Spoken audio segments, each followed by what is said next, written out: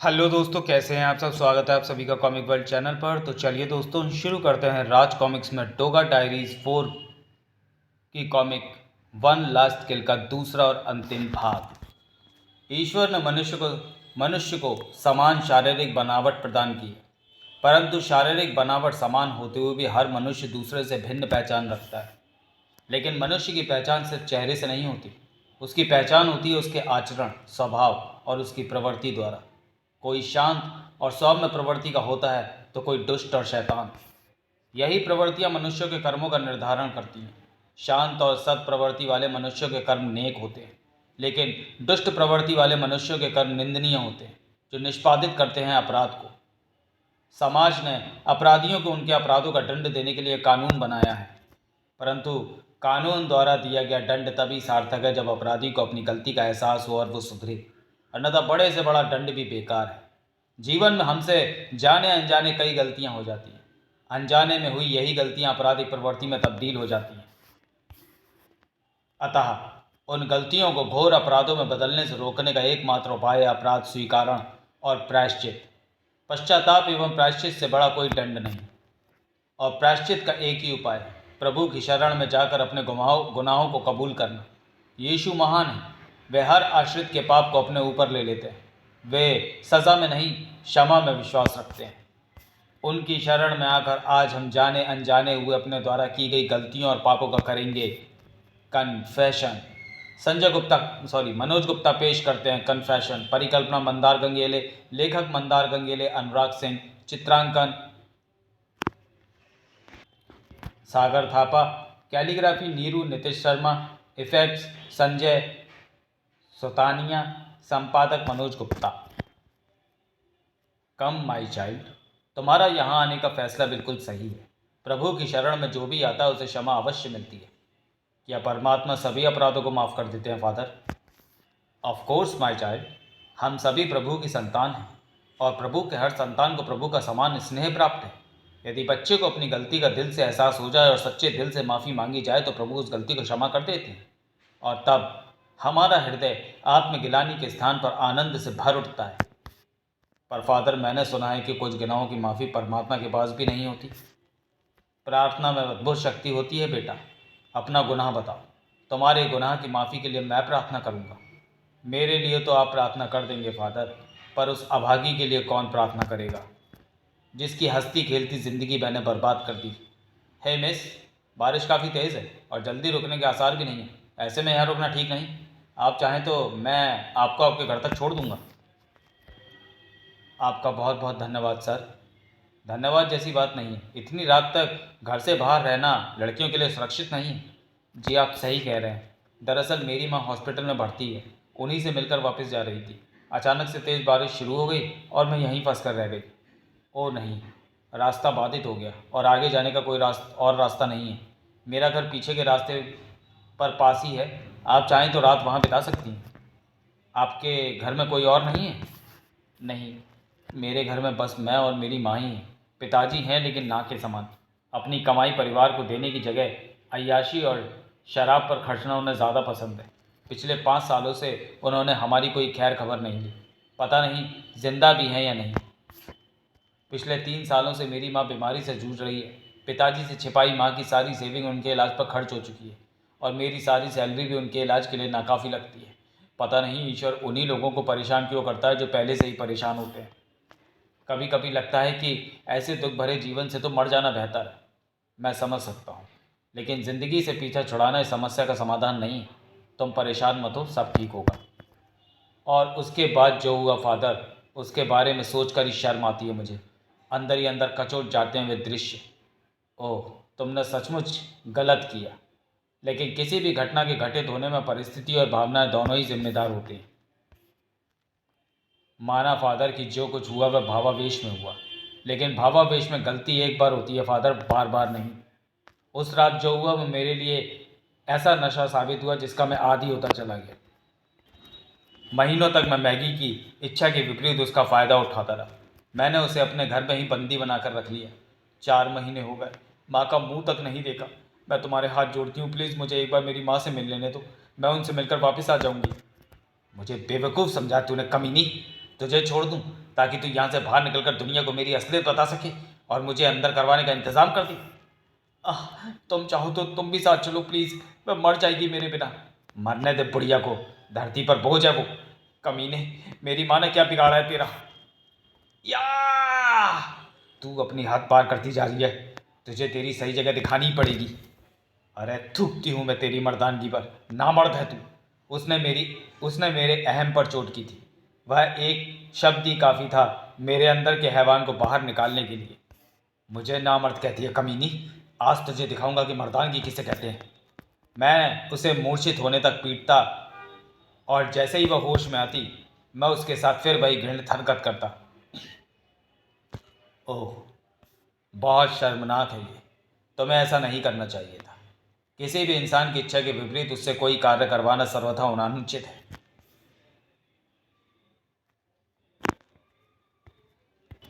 परंतु क्रोधवश अक्सर हम ऐसे कुकर्म कर बैठते हैं जिनका हमें बाद में पछतावा होता है। लेकिन ये तो कुकर्मों की शुरुआत मात्र थी फादर। मेरे अंदर का हैवान इंसानियत को शर्मसार करने पर उतारू था। वह लड़की मुझसे अपनी माँ को एक झलक देखने के लिए रोती गिड़गिड़ाती रही, लेकिन मेरा दिल मानो पत्थर से भी कठोर हो चुका था, जो तब कुछ क्षणों के लिए पसीजा जब मुझे उसकी माँ की मौत की खबर लगी। इलाज के अभाव में उसकी माँ ने जल्दी ही दम तोड़ दिया। सबकी नज़रों से छिपाकर मैंने उसे उसकी माँ के फ्यूनरल पर ले गया। रिश्तेदारों ने सोचा कि लड़की अपनी माँ को मरता छोड़ किसी लड़के के साथ भाग गई। उस सदमे से वह मानो एक जिंदा लाश में बदल गई। उसने खाना पीना तक छोड़ दिया। मैगी मेरे लिए एक ऐसी खिलौने वाली गुड़िया बन गई थी जिसे बच्चे फेंकते हैं, पटकते हैं, तोड़ते हैं और मरोड़ते हैं, पर खिलौने को कोई फर्क नहीं पड़ता। मैगी ने मेरा विरोध करना बंद कर दिया था, जिसकी वजह से यह सब मेरे लिए उबाऊ होता जा रहा था। लेकिन उसकी उस अवस्था में भी मेरे अंदर का शैतान शैतान का दिल नहीं पसीजा। मैं उसका फ़ायदा उठाता रहा और हर बार के साथ मैं अपनी बची कुची इंसानियत खोता जा रहा था। मैगी का विरोध ही मेरे अंदर के शैतान को और ताकत देता था। उस खेल को थोड़ा और मनोरंजक बनाने के लिए मैंने मैगी को अलग अलग तरीक़ों से टॉर्चर करना शुरू कर दिया, और मेरे खेल हर बार के साथ और वहशियाना और दर्दनाक होते जा रहे थे। लेकिन बच्चों के टॉर्चर से भी एक बार के लिए तो शायद बेजुबान खिलौना तक तड़प उठता होगा। फिर मैगी तो एक जीती जाती इंसान थी। आखिरकार मैगी रूपी खिलौने की सहन शक्ति भी जवाब दे गई और उसका दर्द क्रोध बनकर फूट पड़ा। मैगी वहाँ से भागने में कामयाब हो गई। लेकिन इंसान ज़िंदगी में एक ही चीज़ से सबसे ज़्यादा डरता है, अपने अपराधों का भेद खुलने के डर से। और वह डर मेरे अंदर पहले से ही मौजूद था, और डर में इंसान जो कर जाए कम है। मैगी नाम का खिलौना मेरे लिए खतरनाक साबित हो सकता था, तो मैंने उस खिलौने को तोड़कर फेंकने का फैसला कर लिया था। वैसे भी मैं उस खिलौने से ऊब चुका था, और आखिर मैंने उस खिलौने से अपना पीछा छुड़ा ही लिया। मैंने मैगी की सारी तकलीफ़ों को ख़त्म कर दिया, आज़ाद कर दिया मैंने उसे उस नारकीय जीवन से, मार दिया मैंने उसे। इस तरह मेरी छोटी सी भूल एक बड़े और ऐसे अक्षम्य अपराध में बदल गई जिसके लिए इस दुनिया में कोई माफ़ी नहीं है।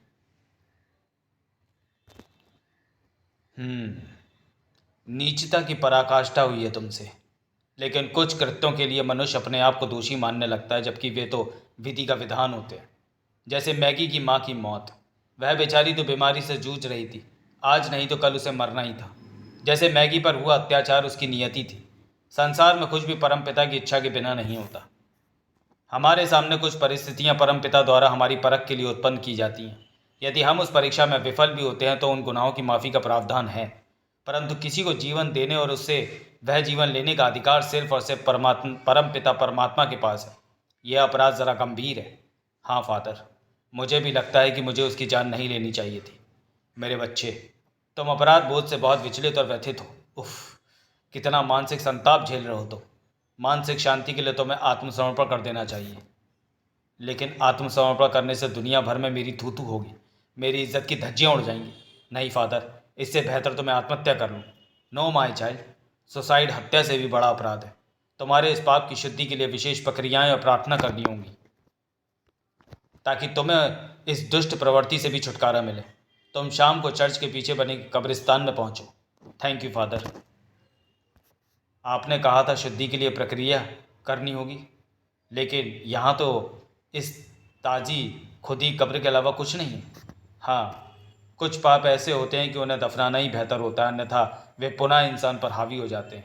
और ये कब्र तेरी है लड़के। साय उफ। ये आप क्या कर रहे हैं फादर? मैं तो यहाँ अपने गुनाहों से मुक्ति पाने आया था और आप मुझे इस जीवन से मुक्ति दिलाना चाहते हैं। बस बहुत हुआ लड़के, ज़्यादा भोला बनने की कोशिश मत कर। चाल अच्छी चली तूने मुझे ब्लैकमेल करने की। बोल कौन है तू, और कैसे जानता है मैगी और उसके साथ किए गए मेरे दुष्कर्मों के बारे में, और कौन कौन है तेरे साथ? मैं तुम्हारे अपराध का वो अक्स हूं जो तुम्हारे अस्तित्व को निगलने के लिए तैयार बैठा है। मैं हूं मुंबई का बाप। उफ। डोगा? डोगा नहीं, तेरी मौत का फरिश्ता हूं मैं। डोगा तो बस एक माध्यम है। कीड़े मकोड़ों और अपराध की उम्र बहुत छोटी होती है। देर सवेर दोनों का सर कुचला ही जाता है। तभी तो मैगी को मरा समझ वहीं छोड़ आया था तू। तूने उस मासूम को मारने में कोई कसर नहीं छोड़ी थी। कुछ देर और उसी हालत में वहाँ पड़ी रहती तो तेरा किया पूरा हो चुका होता। इमीडिएट इमीडिएट मेडिकल अटेंशन ने उसकी खत्म होती जीवन रेखा को थोड़ा लंबा खींच दिया। कुछ दिनों के इलाज के बाद वह ठीक हो गई, लेकिन तेरे अत्याचारों का खौफ उसके अंदर से जाने का नाम नहीं ले रहा था। बड़ी मुश्किल से उसने अपने साथ हुए अत्याचारों, तेरे कुकर्मों की दास्तां बयां की, जिसे सुनकर तो शायद एक बार तो भगवान भी रो देता। इस पवित्र लिबास की आड़ में लोगों को सच्चाई और अच्छाई का उपदेश देते हुए तूने बहुत पाप कर लिया फादर। तू इस पवित्र लिबास को धारण करने के काबिल नहीं है। नहीं डोगा, मुझे माफ़ कर दो, मैं अपने आप को कानून के हवाले कर दूंगा। तूने ही तो कहा था कि फादर कि कानून उनके लिए है जिन्हें अपनी गलती का एहसास हो, लेकिन तुझे तो अपनी गलती का एहसास कभी हुआ ही नहीं। तभी तो मैगी की माँ की मौत का जिम्मेदार भी तू होनी को ठहरा रहा था। मैगी पर की अत्याचार को उसकी नियति बता रहा था। और मैगी तो कहानी का एक ही पहलू थी फादर। तेरे पास कन्फेशन करने आई न जाने कितनी ही मैगियों की जिंदगियों को तूने खराब किया। तेरे इस पाप की शुद्धि के लिए विशेष प्रक्रियाएं करनी होंगी फादर, ताकि तुझे इस दुष्ट प्रवृत्ति से छुटकारा मिले। घर में पिता का और चर्च में फादर का स्थान एक ही होता है। मुसीबत में बच्चे अपने पिता की शरण में जाते हैं और चर्च में आए भक्त फादर की। लेकिन यहाँ भक्त तेरे रूप में शैतान की शरण में आते थे, तेरी असलियत से अनजान। लेकिन तेरे पास अपनी गलतियों को कन्फेस करने आई लड़कियों की दुविधा दूर करने की जगह तूने ब्लैकमेल करने लगा। फटाक। लेकिन तू उतने तक ही सीमित नहीं रहा। तेरी विक्षिप्तता बढ़ती गई और तूने इसे खेल बना लिया। आ, आ, आ! नार की ये यातनाएं देकर उनके जीवन को बर्बाद करने का खेल, जिससे तुझे असीम आनंद की अनुभूति होती थी। तेरे लिए तो वे सारी बच्चों के समान थी फादर। कैसे कर पाया तू ये सब? उनके हृदय विदारक चीखों से भी तेरा दिल नहीं पिघला? अब तुझे उन मासूमों की यातना का एहसास हो रहा होगा फादर, या नहीं? एहसास तो इंसानों को होता है, तू तो हैवान बन चुका है। कन्फेस कर फादर कि तेरे अंदर का इंसान मर चुका है। मैं कन्फेस करता हूँ डोगा, मेरे अंदर की इंसानियत मर चुकी है। हैवान बन चुका हूँ मैं। मुझे माफ़ कर दो डोगा, मुझे जीवन दान दे दो, मैं सुधर जाऊँगा। तुझे जीवन दान देने वाला मैं कौन होता हूँ फादर? जीवन देने वाला और लेने वाला तो वो है, परम पिता परमेश्वर। और परमात्मा इंसानों को माफ़ करते हैं, शैतानों को नहीं। शैतानों को वे सज़ा देते हैं, उसके लिए वे खुद नहीं आते। वे दंड देने के लिए भेजते हैं मुझ जैसे किसी दंडाधिकारी को।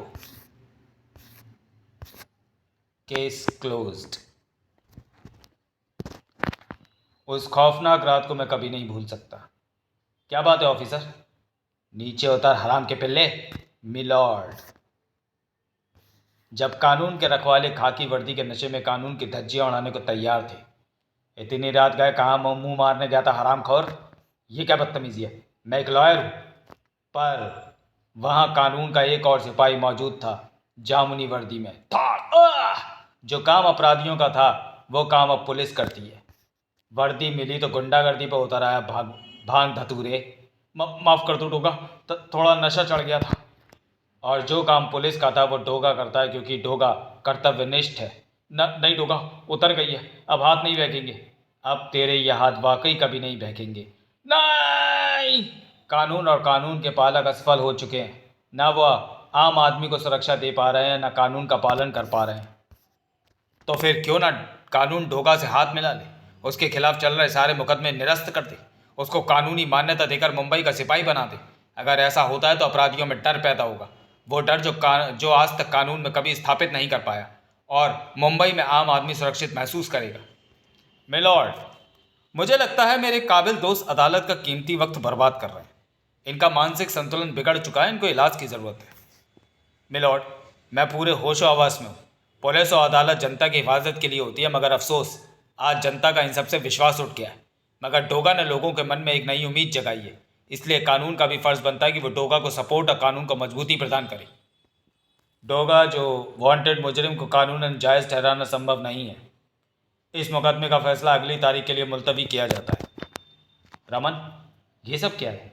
कर क्या रहे हो तुम? जानते हो किस तरह तुम्हारा मजाक बनाया जा रहा है? मुझे परवाह नहीं है गीता, मैं तो बस एक सच्चे नागरिक का फ़र्ज़ पूरा कर रहा हूँ, और मैं अपने फ़र्ज़ से पीछे हटने वाला नहीं हूँ। देख लेना, इस मुकदमे का फैसला मेरे हक में ही होगा। छलाक! उफ रमन, तुम समझती क्यों नहीं? तुम खुलेआम डोगा की हिमायत कर रहे हो। कहीं ऐसा ना हो कि डोगा के दुश्मन उससे दुश्मनी निकालने के चक्कर में। Oh my God! साले, डोगा को हिमायती, डोगा की हिमायती, डोगा को सिपाही बनाने चला है। ऐसी इज्जत अफजाई करेंगे कि वकालत करने से पहले 100 बार सोचेगा। चिम चिम चिम चिम। इज्जत अफजाई तो डोगा तुम लोगों की करेगा, और ऐसी करेगा कि तुम लोग ताउम्र भूल नहीं पाओगे। डोगा! मारना मत बाप, गलती हो गई, हमारे हाथ बहक गए थे बाप। तो इसकी सजा भुगतो। तुम एडवोकेट रमन हो ना? तुम्ही ने मेरे अपराध माफ करवाने के लिए याचिका दायर की थी। हाँ डोगा। डोगा कानून का अपराधी बनाए तुरंत इंसाफ दिलाने के लिए। इस काम के लिए मुझे सरकारी मोहर की ज़रूरत नहीं है। अगर तुम मेरी मदद ही करना चाहते हो तो ये पागलपन छोड़ दो। बस एक बात याद रखो कि जुर्म के खिलाफ जमकर लड़ो और किसी मजलूम पर जुर्म ना होने दो। मगर मैं चाहता हूँ कानून तुम्हारा पीछा करना ना सिर्फ छोड़ दे, बल्कि तुमसे हाथ भी मिला ले। अब कुछ भी हो जाए, मैं डोगा को आम माफ़ी दिलवा कर रहूँगा। अगर ये मेरा पागलपन है तो अब ये पागलपन नहीं रुकेगा डोगा। जज न्यायमूर्ति का बंगला। ठप, एक आहट, खट। कौन है? मौत। काट! चिल्लाओ मत जज न्यायमूर्ति, मैं कोई पागल नहीं जो इतनी टाइट सिक्योरिटी में रात के 2 बजे तुम्हारे घर में तुम्हारे सामने खड़ा हूं। सब इंतजाम करके ही अंदर आया हूं। खच! All units alerts. अभी अभी एक हत्यारे ने जज न्यायमूर्ति को चाकू घोंप दिया है और वो कार्टर रोड की तरफ देखा गया है। इलाके को सील कर दे। जुर्म चाहे कितना भी दबे पांव आगे बढ़े, डोगा उसकी आहट सुन ही लेता है। मुझे मत मारना डोगा, प्लीज। मुजरिम का चेहरा देखे बिना डोगा सजा नहीं देता। नकाब उतार। एडवोकेट त्रिपाठी, रमन की याचिका ने तुमको इतना विचलित कर दिया कि तुमने फैसला सुनने से पहले न्यायमूर्ति का खून कर दिया, ताकि इसका दोषी रमन को ठहराया जाए और फैसला तुम्हारे हक में जाए। डोगा से इतनी खुन्नस सही नहीं है त्रिपाठी। मुझे माफ कर दो डोगा। तेरी गलती माफी के काबिल नहीं। थोड़ी देर पहले ही डोगा ने जज न्यायमूर्ति का कत्ल कर भाग रहे नकाबपोश को मार गिराया। सूत्रों से पता चला है कि यह काम एडवोकेट त्रिपाठी का है। माना जा रहा है कि एडवोकेट त्रिपाठी डोगा को आम माफी की याचिका से खिंचे हुए थे और उनका अगला निशाना एडवोकेट रमन था। सब कुछ मेरे प्लान के हिसाब से हुआ। एक के बाद एक डोगा की आम माफी के रास्ते की सारी अड़चनें हट गई। वो त्रिपाठी का बच्चा मेरे फेंके जाल में चूहे की तरह फंस गया और उसने जज का कत्ल कर दिया। करता भी क्यों ना, उसकी बीवी जो थी मेरे पास। फ्री की पब्लिसिटी मिली और लोगों की सहानुभूति भी। अब बस एक ही काम रह गया है, तुझे ठिकाने लगाने का, ताकि मेरा राज राज ही बना रहे। मरने के लिए तैयार हो जा। चिंग! तू डोगा को कानून का सिपाही बनाना चाहता था ना रमन, पर तू ये भूल गया कि डोगा सिपाही भी है और न्यायाधीश भी। डोगा का अपना कानून और अपना इंसाफ। आंख के बदले आंख और जान के बदले जान। शुभस्य शीघ्रम, अर्थात शीघ्र इंसाफ था। त्रिपाठी से मैंने सब जान लिया था कि कैसे तुमने उसे कत्ल करने के लिए मजबूर किया। बाकी जो कुछ तूने टीवी की खबरों से जाना होगा वो सब तुझे लापरवाह करने की चाल थी। मार तो मैं त्रिपाठी को भी देता अगर न्यायमूर्ति वाकई मारे जाते। वो अभी जिंदा और अस्पताल में खतरे से बाहर है। मैंने तुझे समझाया था ना कि ये पागलपन छोड़ दे, पर तू नहीं माना। अब तू मरेगा, डोगा के हाथों ही मरेगा। नहीं, मुझे छोड़ दो डोगा, माफ़ कर दो। मैंने जो किया तुम्हारे लिए किया, उसका तो ख्याल करो। डोगा जुर्म के लिए यमराज है और यमराज का काम है प्राण लेना, चाहे सामने उसका भक्त क्यों ना हो। डोगा अपना काम नहीं छोड़ सकता क्योंकि डोगा कर्तव्यनिष्ठ है। चिंग! Case closed. तो चलिए दोस्तों, वीडियो को यहीं समाप्त करते हैं और मिलते हैं डोका सीरीज की किसी अगली कॉमिक्स में अगले वीडियो में। तब तक के लिए धन्यवाद।